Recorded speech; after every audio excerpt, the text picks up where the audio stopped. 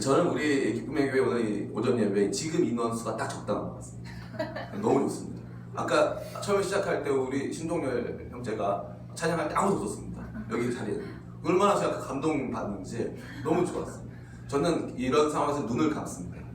눈 감으면 제가 천상에 와 있는 감동을 경험하면서 하나님께 깊이 나가는 것을 발견하게 됩니다. 우리 기쁨의 교회는 청년들이 많은 공동체입니다. 청년들이 많은 공동체이기 때문에 자칫 우리 생각은 우리가 옳다라는 생각에 빠지기가 쉽습니다. 우리가 옳다라는 생각은 어떤 거냐면은 청년들이 많이 모이니까 우리는 우리 방식대로 하는 게 다 좋다라는 생각이 될 수 있습니다. 자칫 청년들은 자기 자신은 진보적이고 자기 자신은 열려있기 때문에 모든 사람들이 나를 환영하고 우리 공동체를 다 환영할 것이라는 생각에 빠지기가 매우 쉽습니다. 그러나 그렇지 않습니다. 청년들도 편협해질 때는 얼마든지 편협해질 수 있습니다. 내가 좋아하는 문화적 취향에 사로잡힌 나머지 다른 사람들이 향유하는 이 문화적인 어떤 도구들을 우습게 여기거나 다른 사람들이 가진 모습들, 나와 소통되지 않는 모습을 답답히 여기며 우리 자신만의 공유할 수 있는 거리들로 우리의 대화나 우리 공동체의 여러 활동들을 채워가기 쉽다는 것입니다. 그러한 의미에서 청년 공동체는 제가 두렵건대 나이 많이 드신 연로한 어르신들과 크게 다를 바 없습니다. 심지어 어린이 세대와도 크게 다를 바 없습니다. 세상에서 가장 무서운 것은 우리가 전부라고 생각하는 잘못된 시각입니다. 우리는 큰 일원입니다. 1살부터 100살, 120살까지 살아가는 수많은 사람들의 이 군집 속에 우리는 그 중심 어딘가에 위치하는 일부에 불과하다는 것입니다. 그래서 우리의 신앙이 우리 자신만이 누리고 향유할 수 있는 문화적 가치로만 가득하다는 것은 이기적인 신앙적 태도라는 것을 저는 확실히 알고 믿고 있습니다. 그러한 의미에서 우리 기쁨의 교회는 11시 예배를 드립니다.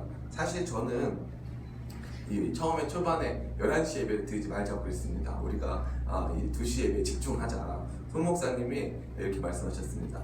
설립 감사 예배 끝나면 장년 성도님들이 올 거라고 선포해 주셨습니다. 그래가지고 제 설립 감사 예배 끝나면은 오고 싶어 하는 장년 성도들이 많다는 것이었습니다. 그 거룩한 소식을 듣고 저희는 11시 예배를 만들기로 했습니다. 팀이 막히네요. 네, 11시 예배를 만들기로 했습니다. 그리고 저는 장년 담당이니까 그럼 내가 한번 해보리라 마음을 먹었습니다. 우리 김인선 성도님을 제외하고 김인선 성도님이 굉장히 어려워하실 정도로 아직까지 우리 교회는 이 젊은 성도로만 가득합니다. 그래서 제가 생각한 작전은 이것이었습니다. 이 예배를 더 비워두자는 것입니다. 더 비워두자. 우리 진짜 이 예배에 꼭 참여해야 되는 시간 때문에라든가 아니면 이 예배에서 드려주는 이 문화적인 코드가 나랑 너무 잘 맞기 때문에 이 예배에서 내가 은혜를 많이 받습니다 하는 사람들을 제외하고는 가급적이면 이 예배를 우리 장년 성도님들이 드릴 수 있는 모습으로 바꾸어 가자 하는 생각을 가졌습니다. 그래서 우리 교회에 오전 예배 성도보다 많은 숫자의 찬양대 그리고 그걸 다 총동원해서 이제 우리가 장년 성도, 특별히 자녀를 가지고 있는 우리 부부들이나 우리 청장년 부부들이 올 수 있도록 우리 예배를 세팅해 나가고 있습니다. 여러분들이 예배에 나오신 거 환영하고요. 이러한 예배가 될 수 있도록 기도 많이 해주시길 바라고 또 우리의 이 예배적인 순서나 예배적인 모든 이 구성들이 하나님 앞에서 정말 하나님 기뻐하실 만한 모습이 되고 그뿐만 아니라 저와 여러분뿐만 아닌 우리 장년 세대들 모두가 함께 할 수 있는 열린 예배가 되었으면 좋겠습니다. 열린 예배라는 게 우리가 막 기타 치면서 하면은 하는 예배가 열린 예배인 줄 아시죠? 어른들은 너무 기타 많이 치고 소리 많이 지르면 다친 예배가 됩니다. 그러니까 지금 여기는 장년 세대에게 열린 예배. 또 청년들은 또 여기 아침에 오면 얼굴도 못생기고 목소리도 조금 막 목사님이 막 이렇게 하고 뭐 울고 막 이런 걸 얼마나 답답하겠습니까? 청년들은 답답한 거예요. 싫은 거예요. 밝고 막 깔끔하고 잘생기고 이런 거 좋아하지 않습니까? 그래서 오후 예배 전략적으로 우리 손 목사님 탁 나와주면 광채가 그걸 누렸습니다. 그걸 누렸습니다. 그 놀라운 전략 여러분들이 늘 마음에 새기고 우리 기쁨의 교회 우리 청년들은 오후 예배 탁 모이자 장년 세대들 전도한 탁 11시 예배 가면 구수한 목사님 계시다 이런 느낌으로 전도를 좀 해주셨으면 좋겠습니다. 네 이제 말씀 오늘은 지난 8주간 이어오던 성령님과 관련된 주제의 마지막 설교입니다. 제가 원고를 좀 안 쓰는데 원고를 쓴다는 것은 틀리지 않으려고 노력한다는 것입니다. 왜냐하면 중요한 설교는 꼭 원고를 씁니다. 안 중요한 설교가 없지만 그래도 정리하고 최종적으로 뭔가를 딱 이렇게 답을 줄 때는 저는 원고를 씁니다. 지난 8주간에 걸쳐서 우리가 생각해 본 것을 정리하자면 성령님께서는 새 시대를 알리시며 우리 가운데 오셔서 구원의 미래적인 혜택을 오늘 우리의 삶에 주시는 분이라고 했습니다. 새 시대를 열어가시고 미래에 속한 구원의 혜택을 오늘 우리에게 주시는 분인 것입니다. 성령님은 우리를 거듭나게 하셔서 영적 생명을 주시고 우리의 지성과 감성을 변화시키사 하나님 나라를 보고 하나님과 교제하게 하십니다. 또한 더 나아가 우리 삶의 지평을 확장시키고 내면에 확실한 증거를 주사 증인의 삶을 살게 하십니다. 뿐만 아니라 성령님께서 주시고자 하시는 은사를 각 사람의 필요에 맞춰 또한 교회의 필요에 맞춰 주심으로 온 교회를 만들어 가시고 세워 가시는 분이시라는 것입니다. 이러한 모든 것이 성령님의 사역입니다. 다시 말해 예수님께서 이루어 놓으신 모든 구원의 근거를 오늘 저와 여러분의 삶에 적용하시는 것이 성령님이라는 것입니다. 이러한 비유가 정말 적절하지가 않은데 여러분들이 굳이 한 가지 비유를 들어야 한다면 아빠와 엄마 비유를 들 수가 있습니다. 제가 지금부터 드는 아빠 엄마 비유는 전혀 절대적인 것이 아니고 여러분들이 많은 핍박과 저를 향해서 많은 비판을 불러일으킬 수 있습니다. 그러나 도움이 된다면 어느 한 측면에서 들어보시길 바랍니다. 특별히 이단성 시비가 붙을 수 있는 건데 한번 들어보시고 평가해 주시고 여러분들이 말씀해 주셨으면 좋겠습니다. 아빠 또 이것도 그럴 수가 있습니다. 또 엄마들이 내가 나도 돈 버는데 이렇게 하면 그냥 참고로 들어주시라는 뜻에서 말씀을 드립니다. 아빠들이 나가서 돈을 벌어옵니다. 아빠들이 돈을 벌어오는 것은 이제 집세를 내고 뿐만 아니라 또 이제 집에 필요한 것들을 공급하는 것입니다. 아빠들이 나가서 돈 벌어서 그걸 누구에게 줍니까? 술집 여자에게 주면 안 됩니다. 그것을 다 엄마에게 줘야 됩니다. 다 엄마에게 주면 엄마는 어떻게 합니까? 엄마는 그것을 학원비도 주고 적금도 붓고 또 어떻게 합니까? 보험도 들고 그걸 가지고 또 뭐 사먹기도 하고 또 엄마가 훔쳐놓기도 합니다. 엄마가 비자금도 마련해 놓기도 하고 엄마도 또 가서 점심시간에 가서 또 브런치 먹으면서 또 놀기도 하고 그런데 사용합니다. 아빠가 다 벌어왔습니다. 이제 오해하지 마시기 바랍니다. 엄마가 버는 분도 계십니다. 그러나 제가 참고로 아빠가 더 벌어왔습니다. 그러나 그 아빠가 다 벌고 만들어 놓은 걸 누가 나눠줍니까? 엄마가 나눠준다는 거죠. 엄마가. 그러니까 자녀들은 아빠랑 친합니까? 엄마랑 친합니까? 엄마랑 비애죠. 비애. 모든 거는 다 아빠가 만들어놨는데 엄마랑 더 친한 비애 그런 상황이 있습니다. 어찌됐건 제가 말씀드리고자 하는 것은 예수님께서 우리 구원의 혜택을 다 준비해 주셨습니다. 십자가에서 죽으시고 부활하심으로 말미암아 우리를 하나님 자녀 삼으실 뿐만 아니라 우리를 하나님의 영원한 백성 삼으시고 우리를 하나님과 교제하게 하실 뿐만 아니라 거룩한 교회의 일원으로 만들 수 있는 근거를 다 주셨습니다. 그런데 거기서 끝나게 되면 우리는 그 혜택을 지적으로만 이해하고 그냥 마음으로 믿게 되는 수준밖에 되지 않습니다. 성령님께서 오셔서 그 구원의 은혜들을 부어 주신다는 것입니다. 하나님 자녀라고 하는 의식이 우리 가운데 생기기 시작합니다. 하나님 자녀라고 하는 의식이 생기다가 갑자기 어느 날이 있습니까? 갑자기 오전 예배, 오늘 시간이 없어가지고 오전 예배 왔습니다. 얼굴 까만 목사님이 설교하다가 갑자기 찬양대가 나왔습니다. 찬양대가 나와가지고 두려워 말라 내가 너를 따라라라 막 노래를 막 부릅니다. 노래를 막 부를 때 갑자기 그게 내 안에서 하나님께서 나에게 주시는 거룩한 고백이요 선포라고 느껴지기 시작하는 것입니다. 내가 하나님 자녀구나. 하나님께서 나와 함께 하시는구나. 내가 두려워할 필요가 없구나. 하나님 나를 그의 능력의 오른손으로 붙잡아 주시는구나 하는 감동이 막 마음에서 터져나오기 시작하는 것입니다. 이거 누가 주는 겁니까? 성령님께서 주시는 거죠. 그렇기 때문에 이 예수님은 이 명제를 만드시는 분이에요. 이제 너희는 하나님의 자녀야. 이제 너희는 의인이야. 하는 거룩한 명제를 만드시는 분이라면 그 거룩한 명제를 우리의 삶에 구체적으로 적용하시고 느끼게 해주시고 경험하게 해주시고 그 능력으로 살게 해주시는 분이 성령님이라는 것입니다. 아멘? 아멘. 감사합니다. 그렇다면 성령님은 언제 우리 가운데 오실까요? 이게 굉장히 논쟁적인 부분이 아닐 수 없습니다. 성경의 많은 증거는 성령님께서 우리가 그분을 믿기 이전에 우리 안에 들어오신다고 말하고 있습니다. 이게 아주 중요한 겁니다. 이게 다른 많은 교단과 제가 믿는 개혁신학의 구체적인 차이가 됩니다. 왜냐하면 저희는 저희의 모든 사고를 성경 말씀에 입각해서 그것을 조직화하고 정리하는 데 두기 때문에 그렇습니다. 성경의 더 많은 증거는 저와 여러분에게 이렇게 말하고 있습니다. 고린도전서 12장 3절은 성령님이 아니고서는 예수님을 주님이라고 시인할 수 없다고 말하고 있습니다. 요한복음 3장에서는 바람이 임의로 불매 우리가 그것이 어디서부터 와서 어디로 가는지 알 수 없듯 성령님께서 하시는 일을 우리가 알 수 없다고 말하고 있습니다.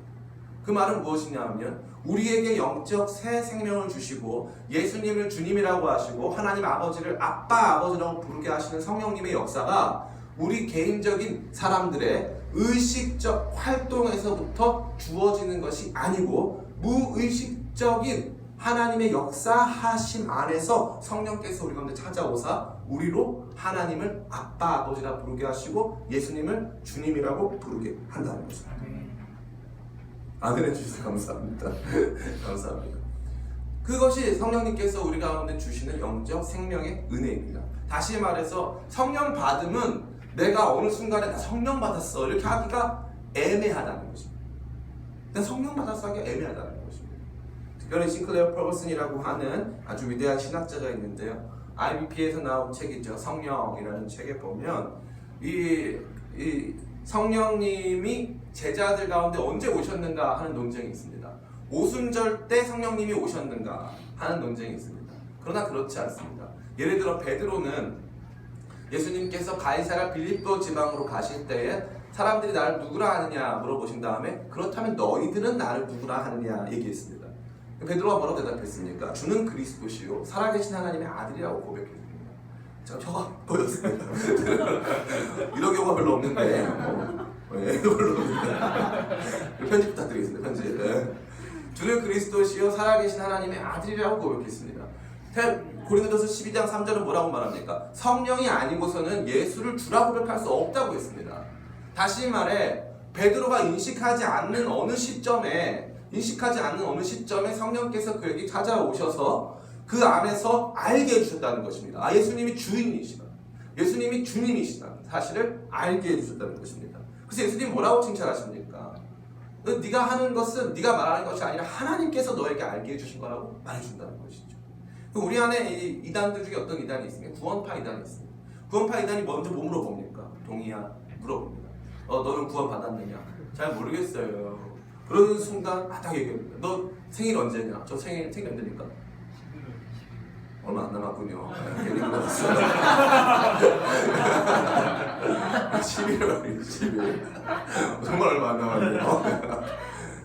11월 20일이라고 대답을 했습니다.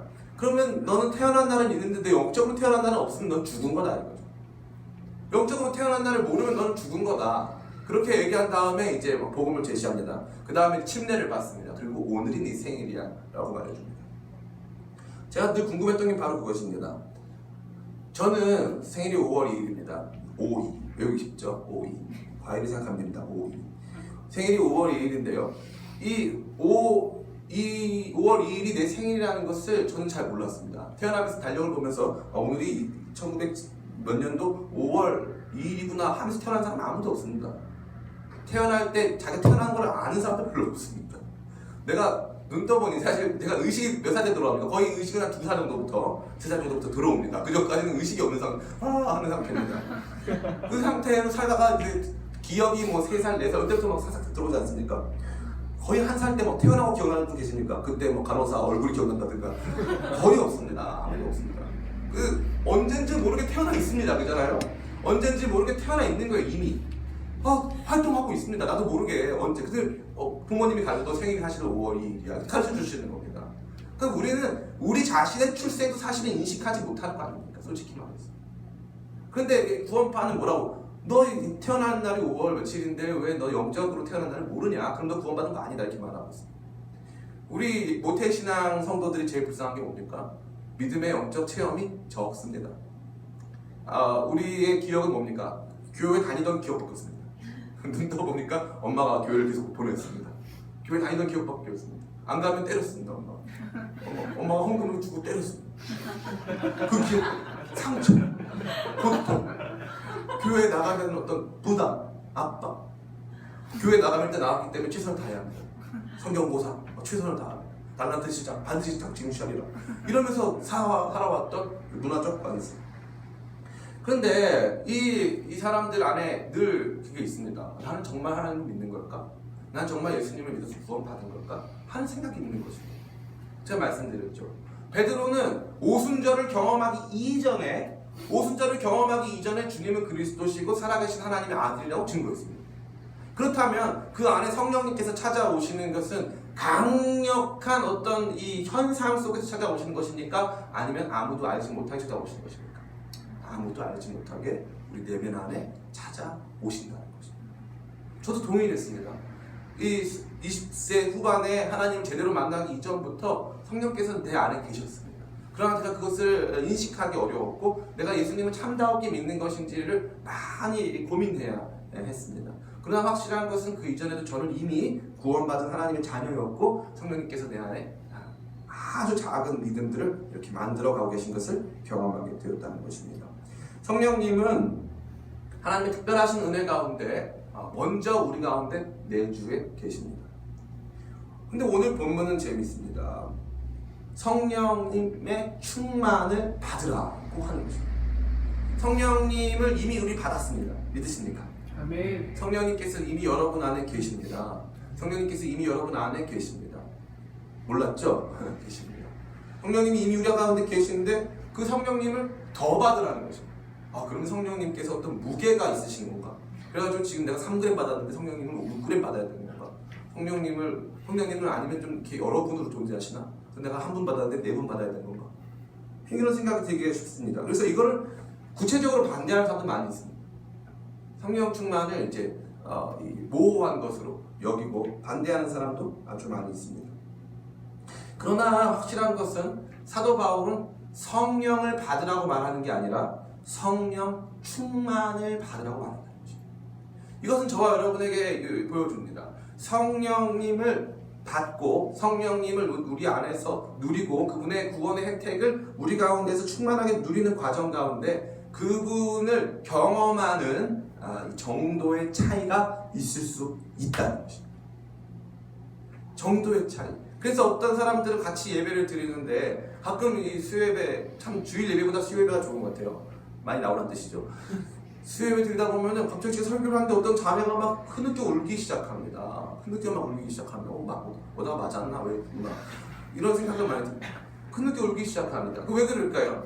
우리는 이 성령님께서 우리 가운데 운행하시는 역사를 많이 체험하지 못하는데 그날 특별히 하나님께서 그 자매를 만나주시고 그 자매 가운데 함께 하셔서 말씀이 깨달아질 뿐만 아니라 말씀이 내 안에서 역사해서 나의 인격과 삶과 경험을 뒤집는 은혜를 체험하는 것입니다. 그것을 체험하기에 그 이전에 자기가 단순히 하나님을 믿고 교회 생활하고 성도 안에서 교제하고 예배하던 차원이 아닌 자신의 전 인격적 차원으로 주님 앞에 나 자신을 드리고 싶은 열망이 생겨난다는 것입니다. 이 성령 충만을 받으라는 것입니다. 여기서 모순이 발생합니다. 성령님은 어떻게 오시는지 모르는데 성령 충만은 받으라고 말합니다. 이 모순이 오늘 말씀을 듣는 가운데 저와 여러분 가운데 해결되고 성령 충만한 삶이 우리 가운데 지속되고 우리 가운데에서 경험되어지기를 예수님의 이름으로 축원합니다. 오늘 본문에서는 성령 충만과 관련된 3가지 중요한 사실을 보여주고 있습니다. 첫 번째는 성령 충만에는 능동적 받음이 요청된다는 것입니다. 따라해볼까요? 능동적 받음. 네, 원래는 수납이라고 하려고 했는데 수납은 뭔가 공감을 내는 기분이어가지고 그럴 수 없었고 능동적으로 받아야 된다는 것입니다. 우리가 능동적으로 무언가를 받을 때는 언제입니까? 친구한테 돈을 꿔줬을 때입니다. 근데 친구한테 돈을 10,000원을 꿔줬는데 이 친구가 갑자기 명품 옷을 입고 나타나서 얘기합니다. 나 너한테 돈 갚을 게 없다고 얘기합니다. 그러면 화가 납니다. 그리고 다음에 갚어 얘기합니다. 근데 또 친구가 명품 옷만 입는 것이 아니라 오늘은 빕스 가서 스테이크를 썰고 온다는 것입니다. 그러나 내 돈 10,000원을 갚지 않았습니다. 그럴 때 우리는 어떤 일이 벌어집니까? 능동적 받음의 역사가 일어납니다. 당장 내 돈 내놔. 가서 내 돈을 내놔. 내 돈을 내놔. 막 능동적으로 받습니다. 권리를 막 주장하고 너는 왜 내 돈 10,000원을 갚지 않으면서 가서 왜 빚을 칼질을 하느냐? 왜 너는 내 돈 10,000원을 갚지 않으면 명품 옷을 입거든요. 화를 낸다는 것입니다. 이 능동적 받음이라는 것은 이러한 추구, 이러한 갈망, 이러한 전투적 태도로 성령 충만을 사모하게 된다는 것을 의미하는 것입니다. 다시 말씀드립니다. 성령님은 우리가 하나님의 은혜로 우리 가운데 주어졌습니다. 그러나 성령님을 우리 가운데 충만하게 경험하는 것은 누구의 문제입니까? 여러분의 문제입니다. 저와 여러분의 문제입니다. 저와 여러분이 그분을 향한 갈망과 강력한 투쟁이 없이는 우리는 성령 충만의 은혜와 경험을 할 수 없다는 것입니다. 그것이 우리 가운데 주는 도전이 아닐 수 없습니다. 오늘날 이 많은 그리스도인들은 이렇게 이야기합니다. 교회 가면 목사님 설교가 지루해. 교회 가면은 이 찬양 팀이 별로야. 교회 가면은 우리 찬양대가 옛날 노래를 불렀어. 교회 갔더니 인테리어가 별로야. 이 교회 참 별로인 게 많죠. 교회 갔더니 밥을 국수를 주더라고. 성령 충만하면 어떤 일이 벌어지지 않습니까? 성령 충만하면 정말 시덥지 않은 목사님의 말씀이 너무 은혜롭게 들립니다. 성령 충만하면 못생긴 옆 사람의 얼굴도 천사처럼 보입니다. 거의 대단한 거죠. 옆 사람의 얼굴 천사처럼 보인다는 건 쉽지가 않은 일인데 천사처럼 보입니다. 성령 충만하면 찬양된 찬양이 천사들의 찬양처럼 들립니다. 성령 충만하면 국수가 천국에서 먹는 잔치 국수 같습니다. 성령 충만하면 교회가 그렇게 예뻐 보입니다. 성령 충만하면 교회에 일주일에 8번 나옵니다. 일주일은 7일인데 아침에 나왔다 저녁에 나와. 맨날 나와. 교회 청소는 내가 더 맡다. 왜 그렇습니까? 성령의 충만이 주는 그 은혜의 감동과 깊이가 남다르기 때문에 그렇습니다. 그런데 요즘 우리 청년들, 우리 젊은 세대들은 이 성령 충만을 별로 원하지 않습니다. 성령 충만을 별로 원하지 않습니다. 그러기 때문에 성령 충만을 경험하지 못합니다. 원하지 않기 때문에. 그러니까 실상 우리 한국교회의 영적 침체의 요소는 무엇이냐 하면 우리가 그것을 원하지 않는 데에 있습니다. 부흥을 진짜 원하느냐? 아니, 원하지 않습니다. 부흥 집회를 참여는 하지만 원하지 않습니다. 진짜 내 안에서 부흥이 일어나서 교회에 일주일에 8번 나오고 국수 먹고 가서 선교사로 헌신하고 막 물질을 막 드리고 하는 것에 대한 부담감을 갖고 있습니다. 그렇기 때문에 성령 충만을 능동적으로 구하는 것이 아니라 수동적으로 구하고 있습니다. 성령의 충만을 받으라! 이렇게 강력하게 선포하고 있는데 우리는 그것에 대해서 뒤로 물러가 그 말씀을 그저 귀로만 듣는다는 것입니다. 이 성령님의 존재는 우리 가운데 떠나지 않으십니다. 성령님께서는 우리 가운데 계셔서 떠나지 않습니다. 그런데 재밌는 건 에베소서 5장 18절은 성령의 충만을 받으라고 말하고 데살로니가 전서 5장 19절은 성령을 소멸하지 말며라고 말합니다. 다시 말해 성령님께서 우리 가운데 계신 것은 확실한데 성령님의 역사와 은혜가 우리 가운데 충만해지는 것과 성령님의 은혜가 우리 가운데 아예 없는 것처럼 보이는 것은 다 누구의 책임입니까? 저와 여러분의 책임입니다. 얼마나 두려운 말씀이 아닐 수 없습니다. 얼마나 이 말씀이 저와 여러분에게 도전을 줍니까? 성령 충만에 대한 능동적인 추구가 없는데 내 안에 그러한 열망이 없는데 이 변화가 일어날 것을 기대하고 그것이 없는데 내 삶의 역사가 일어날 것을 기대하고 소망하는 우리의 마음이 잘못된 것이라는 것입니다. 하나님은 저와 여러분에게 성령 주시기를 기뻐하십니다. 성령으로 충만케 하시기를 기뻐하십니다. 누가복음 11장 13절은 뭐라고 말하고 있습니까? 악한 아비라도 자녀들에게 좋은 것을 줄 줄 알거든 하물며 너희 하늘 아버지께서 구하는 자에게 성령을 주시지 않겠느냐. 그 앞에 구절은 다 뭡니까? 사람 다 설명할 시간 없으니까 반드시 기도하면 들어주신다 하는 내용입니다. 여러분 기도 응답 많이 받아보셨습니까? 기도 안 하는 이유가 뭔지 아십니까? 기도 응답을 많이 안 받아봐서 기도 안 합니다. 저는 감사하게 한 번은 너무 영적으로 다운이 돼가지고 찬양도 안 나오고 막 너무 힘들더라고요. 그런데 이제 이 뚱뚱하고 이 비둔한 몸을 이끌고 가가지고 이제 기도하러 딱 무릎을 꿇었습니다. 무릎을 꿇고 찬양을, 저는 반드시 찬양을 부릅니다. 찬송가를 오랫동안 부릅니다. 부르고 기도를 하고, 주님 저 왔습니다. 그런데 뭐 기도도 하나도 안 나와요. 지금까지 지내온 것 주의 크신 은혜라 딱 찬양 부르고 기도 딱 하려고 하는데 하나님께 전 딱 한마디 하시더라고요. 네가 기도한 것 중에 지금까지 안 이루어진 걸 대봐라. 저는 그동안 이루어진 게 뭔가에 대한 고민을 많이 했습니다. 그런데 가만히 생각해 보니까 제가 예수님 제대로 만나고 체험한 이후부터 제가 기도한 것 중에 이루어지지 않은 것이 아무것도 없습니다. 그 응답이 어떠한 방향이 되었건 하나님께서는 저로 하여금 그 응답을 다 경험하게 하셨습니다. 우리 기쁨의 교회도 마찬가지입니다. 저는 하나님의 놀라운 역사를 다 체험합니다. 여러분 저를 무서워해야 돼요. 다 체험했어요. 그걸 체험하면 어떤 일이 벌어지냐면 삶이 무너지고 이 인생에 문제가 발생하고 내 안에 해결되지 않으면 당장 무릎을 꿇습니다. 맞아, 내가 기도하지 않았어. 내가 기도 안 하니까 아무 문제도 해결되는 게 없구나. 이렇게 되는 거죠. 여러분 기도는요 놀라운 능력을 가지고 있습니다. 그 기도가 주는 가장 위대한 혜택이 뭐랍니까? 성령님을 통째로 부어주신다는 거예요. 성령님을 통째로 부어주신다. 우리 삶에 성령 충만을 주시겠다는 하나님의 약속인 줄 믿습니다.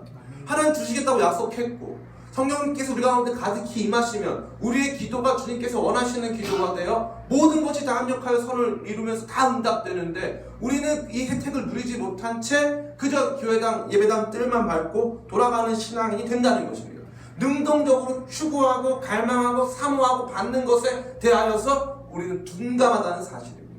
저는 놀이기구 타는 것을 죄악시하고 놀이기구 타는 문화가 없어지기를 원하고 놀이기구의 이 반대 운동을 벌이고자 하는 마음이 있습니다. 왜냐하면 그것이 굉장히 무섭기 때문에.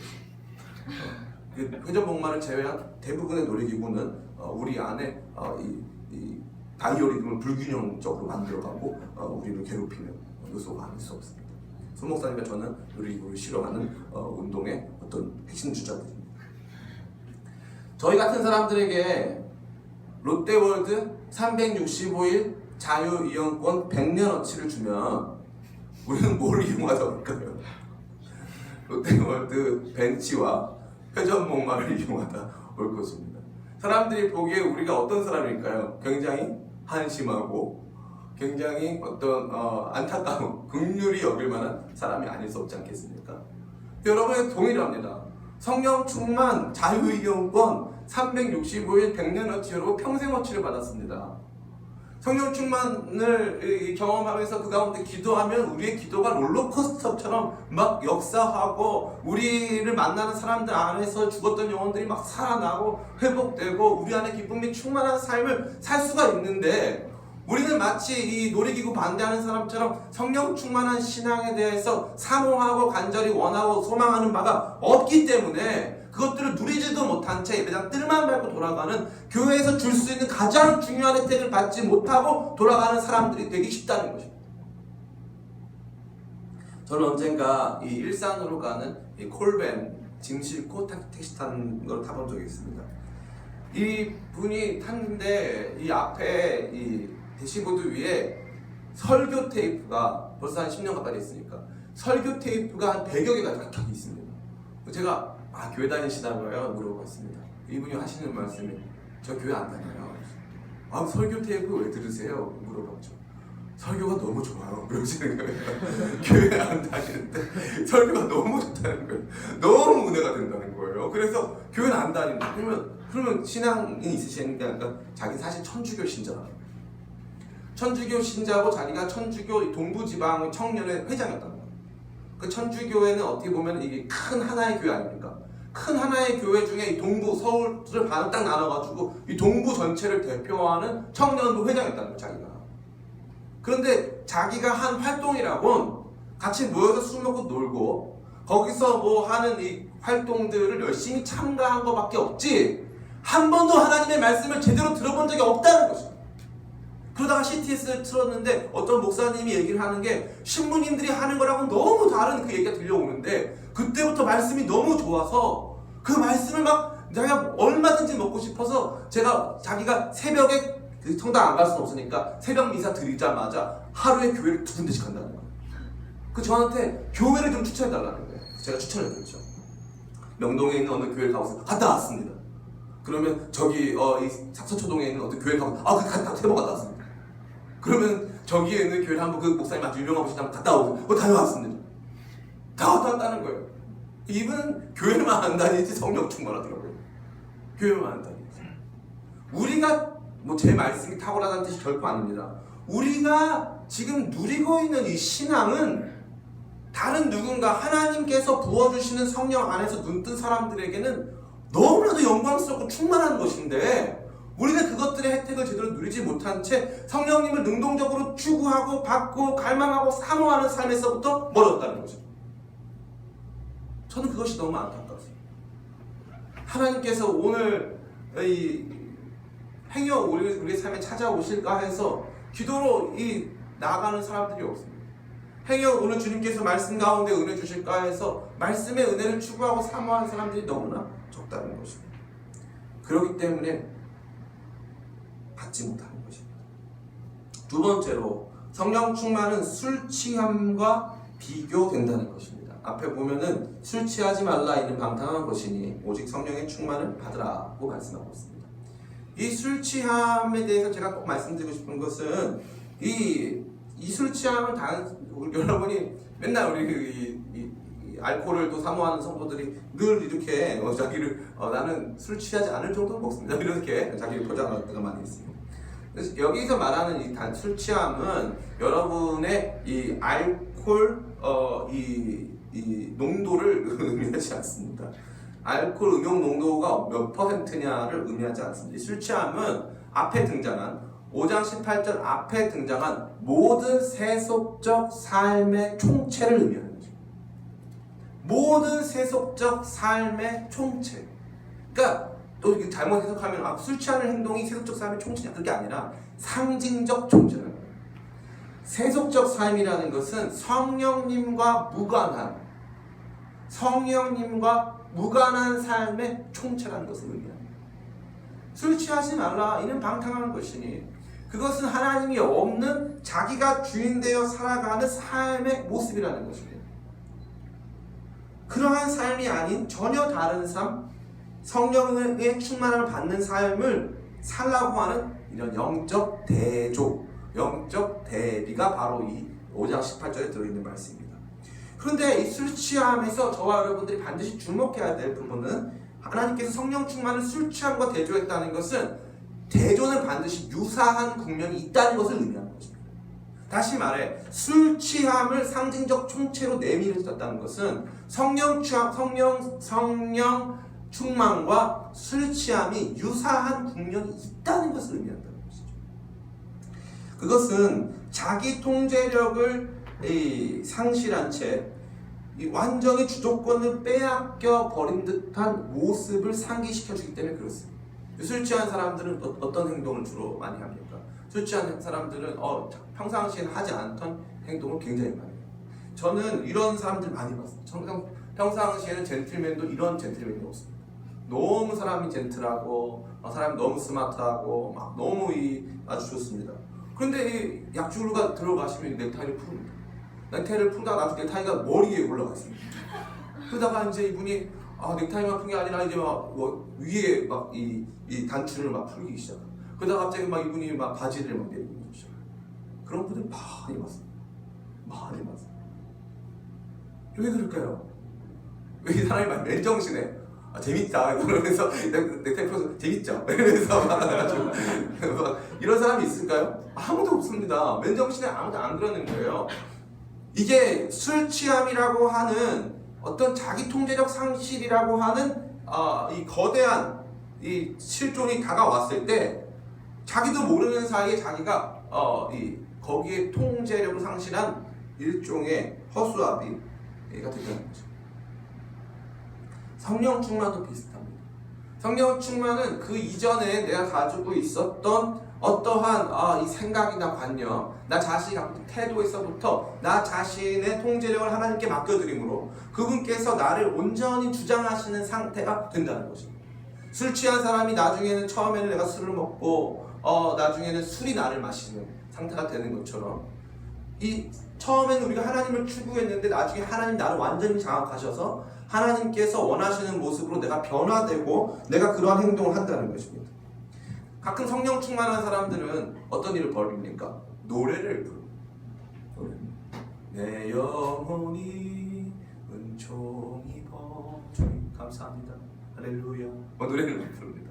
이러한 모습을 징그러워하고 손발이 오그라들어하는 사람도 있습니다. 그러나 그럼에도 불구하고 성령 충만한 사람들은 노래의 사람들. 그들은 예배 가운데 일어나서 막 춤을 춥니다. 나 기쁘게 노래하니 날 구원하셨네. 내면을 막 기쁨이 넘치기 시작합니다. 룰루랄라 노래가 나옵니다.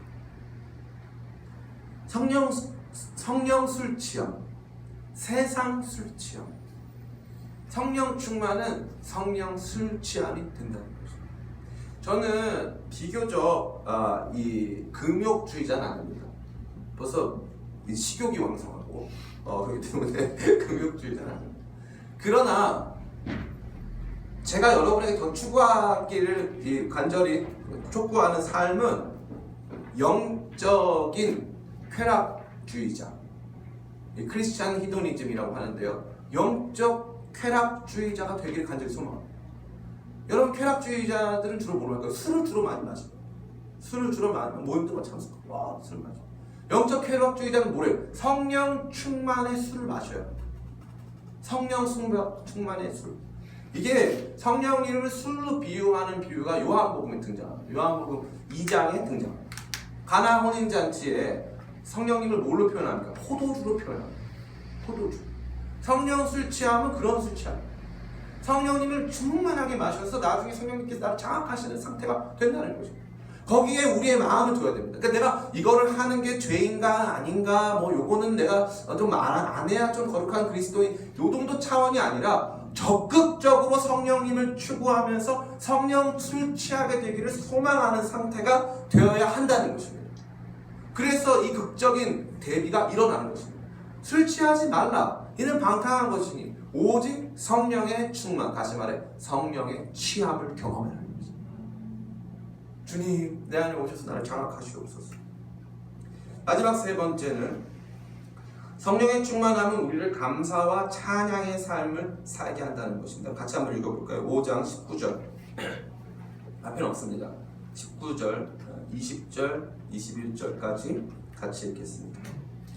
5장 19절, 20절, 21절 같이 한번 읽어볼까요? 자, 시작. 시와 찬송과 신령한 노래들로 서로 화답하며 너희의 마음으로 주께 노래하며 찬송하며 범사의 우리 주 예수 그리스도의 이름으로 항상 아버지 하나님께 감사하며 그리스도를 경외함으로 피차 복종하라. 아멘.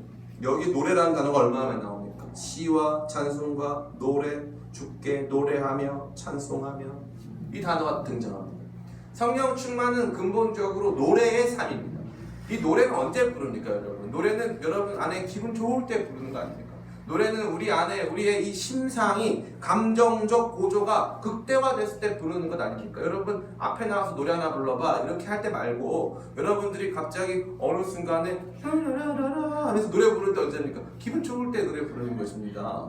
성령 충만은 저와 여러분에게 노래의 삶을 준다는 거예요. 노래의 삶은 여러분 기분 좋게 준다는 거예요. 한마디로.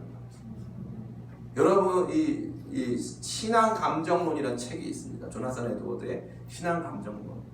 참된 이 우리 안에 영적인 이 회복과 변화가 일어날 때 우리 안에 신앙적 감정의 변화가 기쁨으로 바뀐다는 것입니다. 거기는 노래의 삶입니다. 노래의 삶. 그런데 이 노래는 어떤 가사를 갖고 있습니까? 하나님께 감사하는 가사를 갖고 있습니다. 성령 충만한 삶은 어떠한 상황과 환경 속에서도 하나님께 감사할 수 있는, 하나님을 찬양할 수 있는 삶이 된다는 것입니다. 여러분, 가난이 무섭습니까? 불평이 무섭습니까? 저는요, 불평이 무섭습니다. 제가 팔불출처럼 보일 수 있지만 저희 사모님을 자랑하고 싶습니다. 저희 사모님은 늘 감사합니다. 입에서 감사가 떠나질 않아요. 요즘에 같이 만나면은 삶이 척박하고 힘들어도 감사합니다. 참 우리는 하나님께서 늘 함께 하셔. 하나님께서 우리의 삶에 주신 게 너무 많아. 막 감사하는 거예요. 막 감사. 연애할 때는 감사를 많이 안 했어요. 할렐루야. 감사가 넘쳐요. 그 감사는 너무 무서운 겁니다. 감사 무서운 거예요. 삶에 감사가 넘치기 시작한다는 건 세상의 중심은 여러분이거든요. 여러분 뭐 아프가니스탄 사람 뭐 누구 압니까? 뭐 여러분 지금 뭐 시리아 난민들 누구 압니까? 아무도 모르잖아요. 세상의 중심은 여러분이 중심이에요. 여러분이 바뀌면 여러분이 살아가는 세상이 바뀌는 거예요. 그런데 성령께서 내 안에 오셔서 감사를 주신다는 거예요. 근데 이 감사가 언제 줍니까? 20절에 범사에 가난할 때나 힘들 때나 상처받을 때나 외로울 때나 어려울 때나 그 상황과 환경이 나를 억누를 수 없는 충격적 감사, 내 안에서 그것이 나를 변화시키는 능동적이고 적극적인 삶을 변혁하는 능력을 가진 감사가 우리의 삶에서 성령 충만 가운데 터져 나온다는 거예요. 그 노래의 삶이 시작된다는 것입니다. 그런데 이 노래는 단순하게 우리 개인적으로 부르는 노래가 아니라 이 주님 안에서 하나된 형제 자매된 우리 가족들 안에 피차 복종이라는 거룩한 하모니를 만든다는 것이죠. 그래서 21절에 그리스도를 경외함으로 피차 복종을. 이것이 바로 성령 충만으로부터 이어질 내용입니다. 성령 충만이 우리를 노래하게 할 뿐만 아니라 우리를 복종하고 순종하고 나보다 남을 더 낫게 여기고 나는 더 그분들을 섬기는 사람으로 나 자신을 세팅할 수 있는 사람이 된다는 것입니다. 제가 오늘 이 말씀을 준비하기 위해서 지난 5월에 했던 사랑과 존경이라는 아무도 듣지 않는 설교를 다시 들었습니다. 그 설교를 들으면서 설교 잘했더라고요. 제가 그때는 참 잘했어요. 네, 들어보세요. 근데 이 사랑과 존경이라는 설교를 할 때 가장 놀라운 점은 무엇이냐 하면 바로 이것이었습니다. 우리가 아내들아 너희 남편들을 죽게 하듯 존경하라, 이렇게 복종해라 하는 이 모든 내용이 성령 충만을 전제하고 있다는 거죠. 성령 충만한 상태 가운데서 우리가 할 수 있는 일이라는 거죠. 그러면 우리 안에서 노래가 어떻게 되는 거예요? 처음에는 혼자 솔로가 나옵니다. 그러다가 갑자기 이 남편이 등장하면서 같이 화음을 넣어가지고 노래를 막 부릅니다. 저랑 사모님은 터키를 자동차로 일주를 했습니다. 자동차로 일주를 할 때 별 시덥지도 않은 노래를 화음 넣어가면서 얼마나 노래를 많이 불렀는지. 우리의 대화는 정말 쓸데가 없는데요, 그 중에 노래는 너무나도 많이 우리 삶을 변화시켰습니다. 함께 노래한다는 것은 정말 큰 기쁨이 아닐 수 없습니다. 근데 성령 충만한 삶은 저와 여러분에게 가족들 가운데, 형제 자매들 가운데, 우리 사랑하는 교회 지체들 가운데, 심지어 직장 상사와 이 직장의 이 부하 직원 가운데 말로 할 수 없는 피차 복종이라는 거룩한 하모니를 만들어 준다는 것입니다. 놀랍지 않습니까? 오늘 말씀 맞춥니다. 오늘 이 귀한 말씀은 저와 여러분에게 세 가지의 도전을 주고 있습니다. 성령 충만은 성령의 내주와는 달리 하나님께서 강권적으로 단순히 주시는 것이 아닌 우리 자신의 능동적 받음을 요청하고 있다는 것입니다. 또한 성령 충만은 세상 술 취함과 비교되지만 세상 술 취함이 가지고 있는 자기 통제를 내어 맡긴 채 자기가 완전히 거기에 종속되는 차원의 나 자신의 완전한 변화를 만들 수 있는 것이라는 사실이었습니다. 세 번째는 이러한 성령 충만이 주는 것은 세상 술 취함은 우리에게 신세 타령이라는 노래를 만들어주고 지나간 이제는 찾아서는 안 될 옛 사랑에 대한 그리움이라고 하는 사랑 노래가 얼마나 많습니까? 그런 노래를 안겨주지만 성령 충만은 우리 안에 신령한 노래로 하나님께 감사 찬양하며 우리 가운데 주신 사람들과 거룩한 관계 속에서 신령한 거룩한 하모니의 삶을 살게 해준다고 같이 생각해 보았습니다. 여러분이 성령 충만 사모하십니까? 아멘. 사모하십니까? 아멘. 사모하게 되시기를 간절히 바랍니다. 아멘. 때때로 우리 자신이 이러한 모습이 아닐 때가 많이 있습니다. 때때로 우리 자신이 한없이 초라해질 때가 있습니다. 신앙인으로 나 자신이 세상 술 취한 사람 아닌가 할 때 많이 있습니다. 하나님 말씀 읽는 것보다 드라마가 훨씬 재밌고, 하나님 말씀 읽는 것보다 쇼핑이 훨씬 재밌고, 하나님 말씀 읽는 것보다 스포츠가 훨씬 재미있는 자기 자신을 발견할 때가 아주 많이 있습니다. 그것은 안 먹어봐서 그렇습니다. 적극적인 추구하기 시작하면 그 다음부터 그 능력을 체험하고 그 능력을 한번 체험하면 나중에 스포츠 아무리 많이 보고 드라마 아무리 많이 봐도 이게 별로다 생각이 들어요. 그 다시 기도의 자리, 무릎의 자리, 예배의 자리 나오는 것입니다. 그때 또 경험하는 것입니다. 매일의 삶에 경험하는 게 맞는데 안 될 때가 많습니다. 그런데 한번 경험하면 계속 추구하는 사람이 되는 것입니다. 저는 오늘 약을 팔러 왔습니다. 한번 드셔봐. 한번 드셔봐. 성령 충만을 한번 드셔봐. 제가 지난 8주간 설교한 모든 내용은 바로 그것입니다. 성령 충만을 한번 드셔봐. 그러면 내 삶에 성령 충만이 아닌 곳에는 채울 수 없는 영역이 있다는 것을 발견하고 그것을 강력하게 추구하는 인생이 될 수 있습니다. 그러한 인생으로 살아갈 때 거룩한 노래의 삶, 내가 나를 중심으로 한 나의 세상이 놀라운 하모니로 바뀌는 복된 인생 되는 줄 믿습니다. 여러분 모두 그러한 삶 사시기를 예수님의 이름으로 축원합니다.